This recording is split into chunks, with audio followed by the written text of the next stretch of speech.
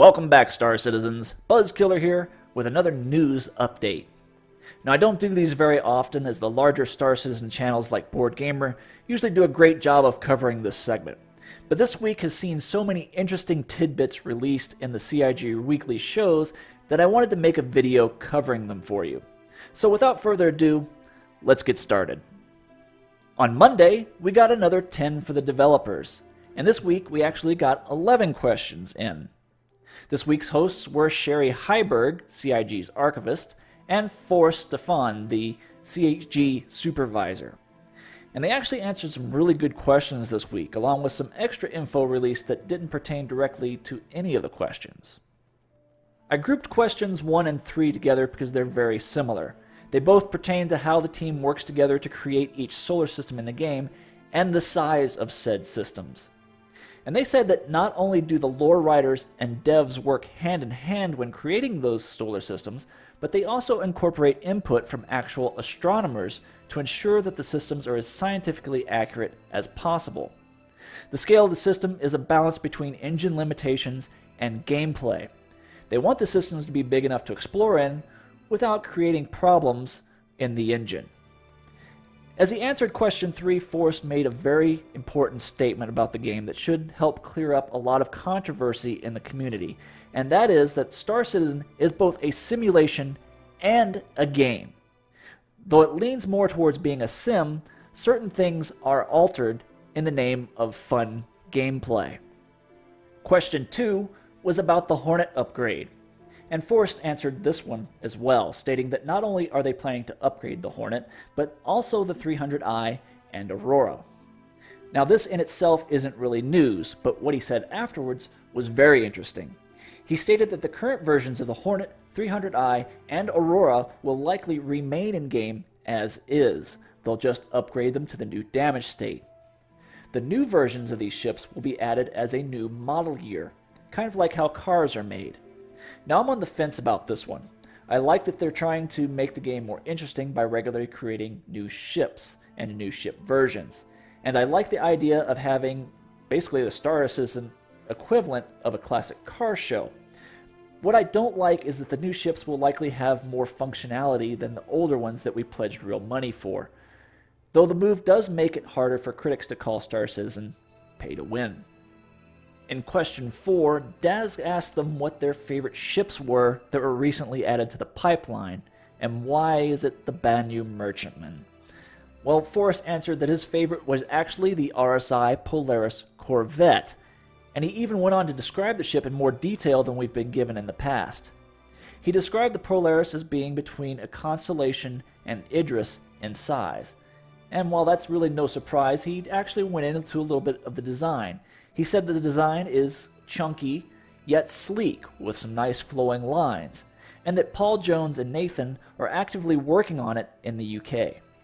Now, this makes me excited to see the concept, and it might be the first ship I'd actually consider melting my 890 jump for. Questions 6 and 7 didn't really give us much news, but question 8 did yield some interesting information about the upcoming Galactopedia. Sherry took the question and stated that they are working with Turbulent right now to integrate the Galactopedia into the current star map, and that it was coming very, very soon. Now, I'd hazard a guess that this may be one of the big reveals for this year's CitizenCon. Question 9 was a two-parter. The first part dealt with character customization. And while yes, we will get plenty of facial customization and clothing options, character size and height options will be very limited, at first anyway. Forrest said that this was a CryEngine problem that'll need some serious recoding before they can even start to work on it, so don't expect it to be completed anytime soon.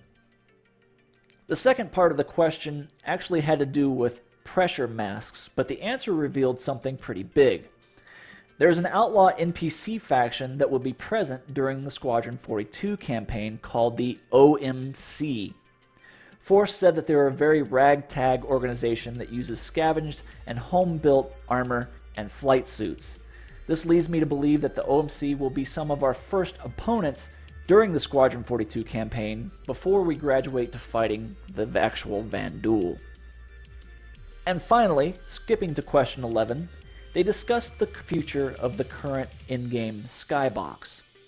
And Forrest answered that by saying that the skybox is not even going to be used in the final game. It'll all be procedurally generated based on the system's location, as well as weather effects and day-night cycle on planet side. On Thursday, we got our regular installment of ATV. And not only did Disco Lando wrap up his amazing interview with concept artist Jim Martin, but we also got a glimpse of NPCs roaming around Area 18 in this week's Fast Forward. The highlight of the show, however, was ship shape. In this segment, we got our very first look at the Drake Dragonfly. The Dragonfly was initially among the Tier 2 starter ships that we voted on last year. It took second place in the polls and was narrowly beat out by the Reliant. In its concept form, however, the Dragonfly is no longer classed as a starter ship. Instead, it's more of a personal transport / snub fighter.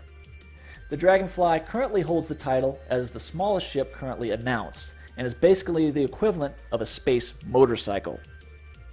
Similar to the Cartual, the ship is able to transform between flight mode and a more compact landing mode. What's really unique about the Dragonfly is its third configuration, ground transportation mode. In this mode, the ship can be used to traverse a planet's surface, similar to a Greycat or Lynx rover. And with its compact size, it can be easily transported in the cargo hold of medium ships like the Freelancer, Constellation, Caterpillar, and possibly even the Cutlass once it's been redesigned. Even more surprising is the Dragonfly's ability to carry a passenger. The second rider faces backwards and is able to use FPS weapons to cover the ship's rear.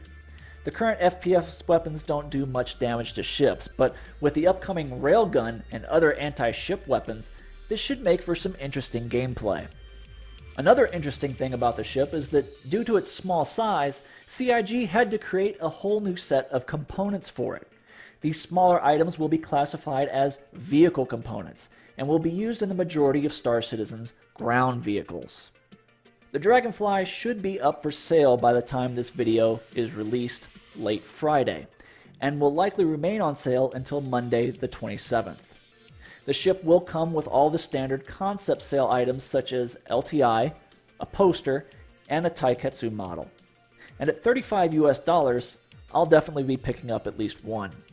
At such a low price point, I'm sure a lot of backers will be interested in purchasing the Dragonfly, if not for the ship itself, then as an inexpensive LTI token for larger ships.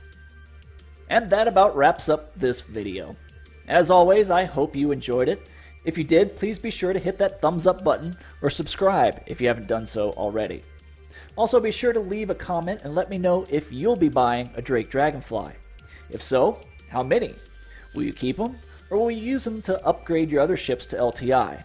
If you do decide to keep them, how do you plan to use them in the game? And finally, make sure to check out my Twitter feed, as I post a lot of Star Citizen news and updates there as well. Until next time, this has been Buzzkiller, and I'll see you in the verse.